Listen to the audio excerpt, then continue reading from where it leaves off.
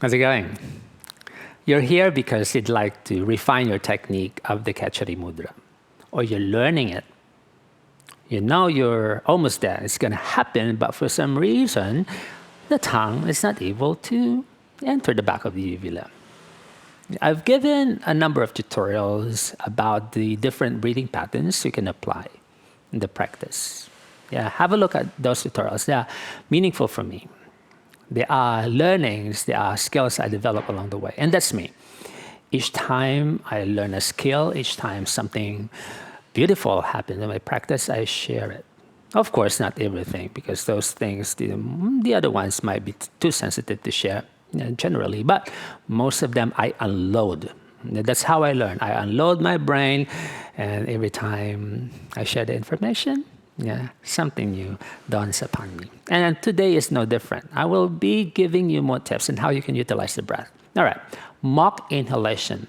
It's similar to the Uddiyana Bandha, but we are not exerting much effort. So it's just a light clip, like you're choking the breath in and up. And at the top of that breath, get the tongue, slide the tongue backwards. The principle being that mock inhalation pulls everything in and lift the heaviness up. And that, in a way, assists the tongue.